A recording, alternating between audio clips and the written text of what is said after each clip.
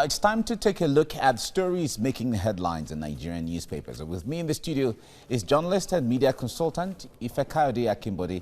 Ifekayode, nice to see you in the studio. Good morning, Mike. Good to be here. Really interesting. All right, and with me on Skype from Abuja is public affairs commentator Smart Akwejoye. Smart, good morning. Good morning, Mike. Great. And nice to see you. Okay, thank you. Let's start from Daily Times newspaper now. Daily Times says, "Save us now. Nigerian traders in Ghana cry to federal government." That's what you see on the Daily Times there. And we were talking about this earlier. Save us now. Nigerian traders in Ghana cry to the federal government. All right, that's Daily Times. News Direct, on the other hand, says, "Fear of recession looms as Nigeria's GDP contrasts by 6.1%. Okay. We are delighted with ICT's 17.83% contribution to GDP. There's the minister saying that there are some multiple riders in there, but the fear of recession looms as Nigeria's GDP contrasts by 6.1%. Okay. From there, let's go to the Blueprint newspaper. Blueprint says, federal government unveils plan to concession 5 international airports. Federal government unveils plan to concession 5 international airports. A minister begs lawmakers not to cut aviation budget and airlines to pay $3,500 per passenger for COVID-19 violation. That's PTF saying this. That's the Presidential Task Force on COVID-19. It reduces quarantine to 8 days. Okay, so it's not going to be 14 days anymore. All right, that's the Blueprint newspaper. There, let's go to the National Economy. National Economy is talking about aviation industry, and the industry is talking to federal government. Make Lagos, Abuja, Kano, Port Harcourt airports regional hubs. It recommends 4 mega carriers, 200 aircraft to boost operations. And federal government insists on transparency in concessioning. Okay. And they are looking at the possibility of 50 aircraft each for maximum utilization in those recommended carriers. All right, that's the National Economy. Let's go to Leadership newspaper now, talking about politics. Reconciliation. Buni-led APC moves to fortify structure in the South-South. Buni-led APC moves to fortify structure in the South-South. As Amechi Siva mend fences, we have agreed to work together, says a transportation minister. And Kalu seeks tenure extension for caretaker committee. And PDP plotting to use ex-INEC staff to rig Edo governorship poll. That's the APC is accusing here. An allegation is laughable. Opposition party is saying this. Okay, I guess my guests will be interested in talking about this, especially talking about as it talks about reconciliation. Okay, from there, let's go to Daily Times newspaper, which is the last one we're looking at right now. Daily Trust newspaper. It says, Nigeria's economy records worst decline in 10 years. COVID-19, others responsible, as the report is revealing this. We're suffering from unemployment, price hikes. The citizens are saying this. And rescue efforts, not enough. Experts are saying this. Okay, that's the Daily Trust newspaper there. All right, let's go to our topic of the day now. We will pick this story from the Leadership newspaper that talks about reconciliation. And it said, Buni-led APC moves to fortify structure in the South-South. Okay, if I kind of the point there is, when it comes to reconciliation, these efforts have been on for so many months, one way or the other. But the governor of Yobe State, who is leading the APC right now, looking at fortifying the APC in the South-South, which has been a stronghold of the PDP. What do you see happening here when it comes to Silva and Amechi reconciling, as it is put here? Well, it's peculiar to the political class and the politicians. And that I think that the Buni-led committee is doing some strategic work for APT as a party. Okay. Essentially, because the former president, Jonathan, is from the South-South region, naturally, that became the stronghold of the opposition party, PDP.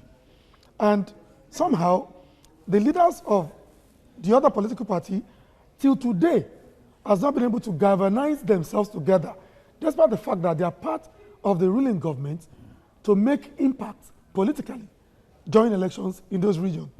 Self-aggrandizement, infighting, ego, leadership tussle has robbed them of political opportunities in that region over a period of time. Now that Buni-led committee has reconciled, Chibi Silva, who was a former governor, and of course, Rotimi Amechi, who is also a former governor, both of them are ministers in Buhari's government. I think that if genuinely they are ready, we might be seeing a stronger opposition to PDP-dominated leadership in that region going forward. Okay. All right, now, Smart, let me bring you in here. Now, the point there is the South-South has been a stronghold of the PDP for some time. And now with the defection of the governor of Edo State from APC to PDP, it makes the South-South an exclusive region of the PDP. This reconciliation, what does it hold? What prospects do you see for APC in the South-South? Because we hear that Governor Nwike of Rivers State is also working hard to ensure that they maintain the South-South for the PDP. Well, first, you see, in politics, you should not have a permanent friend, neither should you have a permanent enemy. I want to commend the Buni-led caretaker committee for taking both steps. You will see that at first, the first thing he did was to visit Lagos and to visit the party leader, that is Bola Ahmed Tinubu. He had meeting with him, and he has been going ahead. I've been following him closely. He has been having so many meetings to see that he reconciled. This was exactly what I was expecting the former chairman, the ousted chairman, to do. But instead of him doing that, he chose to play to the gallery. And thank God he has been removed. Of course, I am a card-carrying member of APC, but I am not so happy with all the internal wrangling that happened in APC. And because of that, it had made me withdrawn, perhaps, to the background. But it's a good move that Bono is doing. I think one thing they should do again is just that it is late. You see, Obaseki did not defect to PDP because he wanted to defect to PDP. He defected to PDP because he was frustrated out. So we should also start taking the Buni-led should also start taking steps to see that we don't have another high-profile defection. So you see, in politics, it cannot be lose-lose. Let us play a game. Let us try balance our love. So as far as I'm concerned, he should continue his reconciliation move. However, and see if they can win more to the party, because it is the more the merrier. I think Bono is on the right track, and let's hope it will not be derailed. Okay.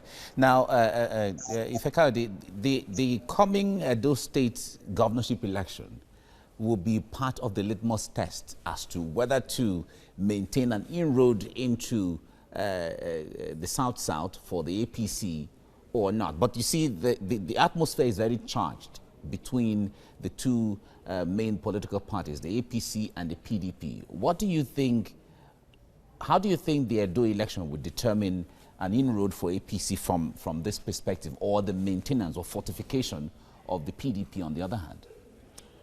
Well, I am not an Edo son. I can only appeal to the gladiators to understand that the right of the Edo citizen to determine who leads them is sacrosanct and is unnegotiable. Right. We should be mindful that this is a peculiar situation. It's not about do or die.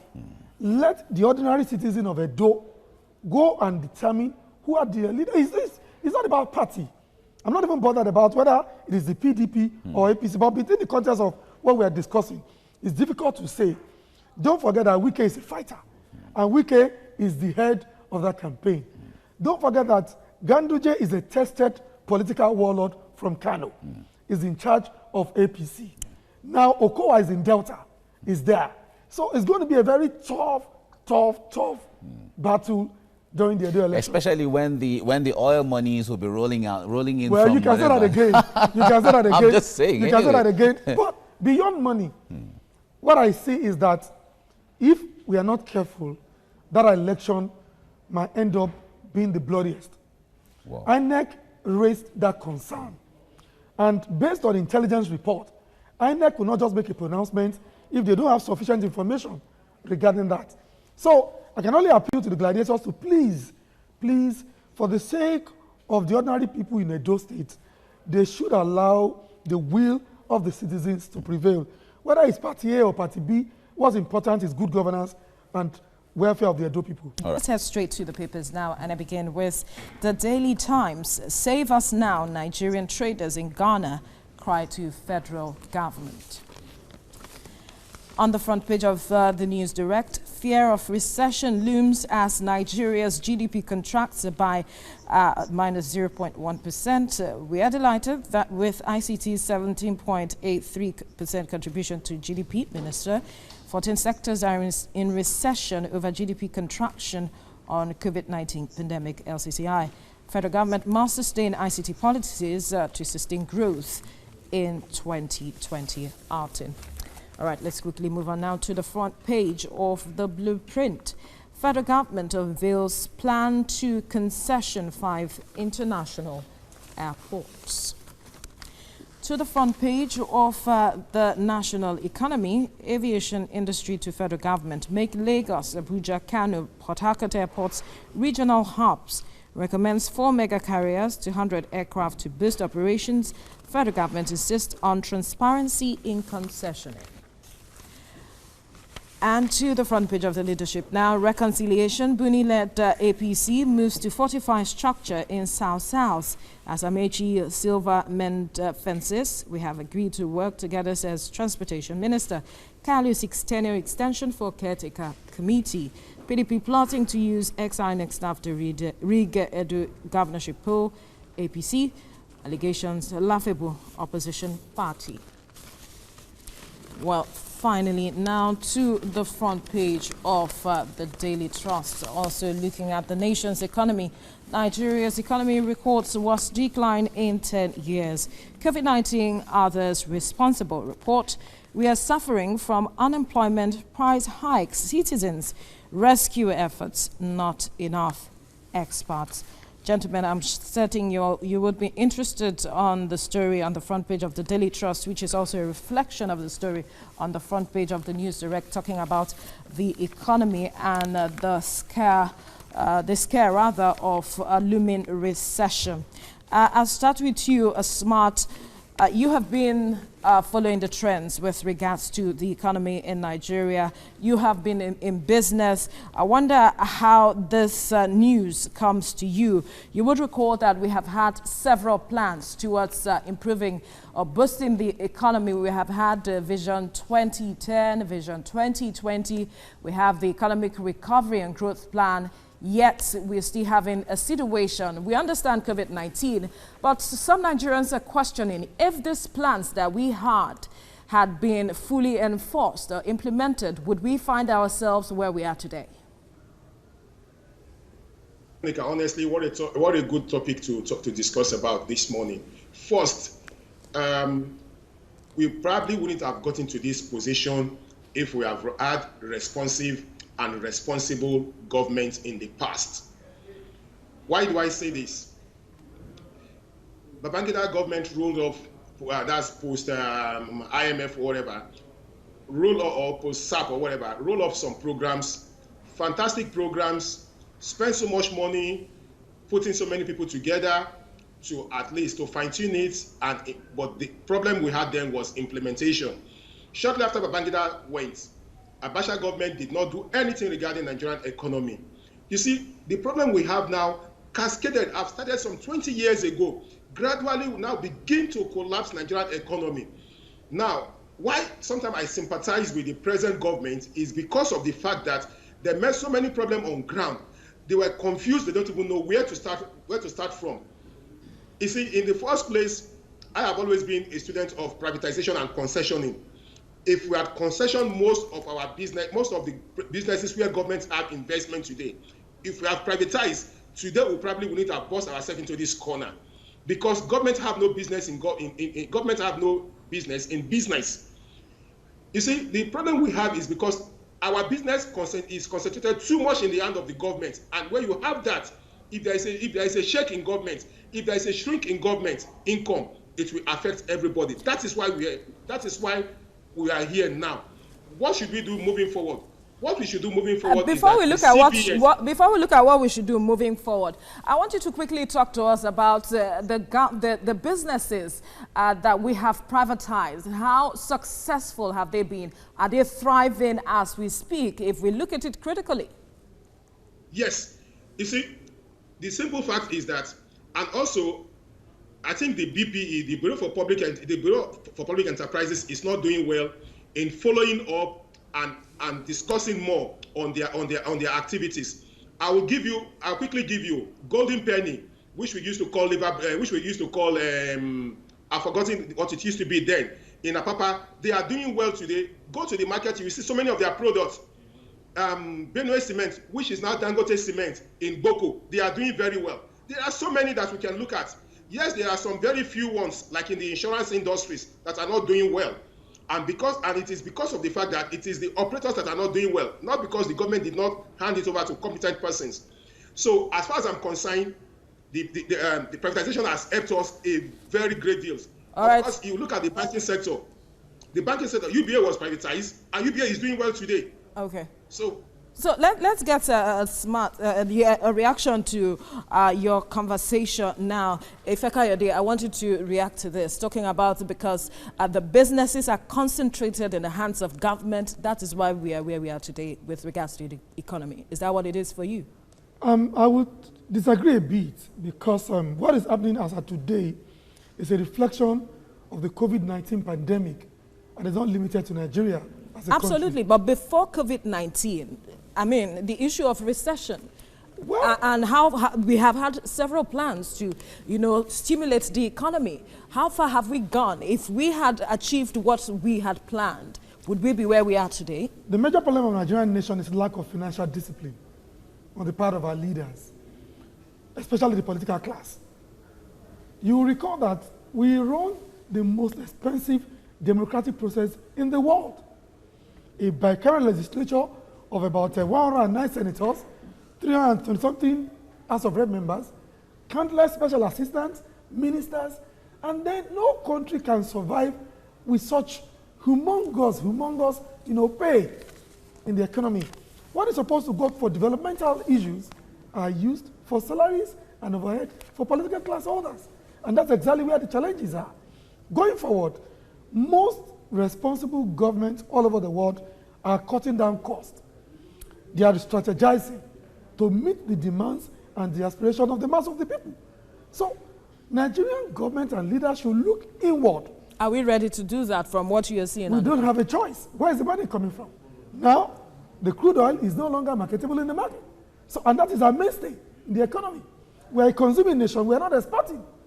So, where is even the money to do it? Do our political class really understand that we have no choice at this point from what we have seen? They do not have a choice, because there is even no money to do what they want to do again. Even the federal government has said that 2021, they are not going to do any more capital projects, because there is no money to do it. They will just continue with what they have done before and conclude it. So that is to tell you that it is not the problem of the economy.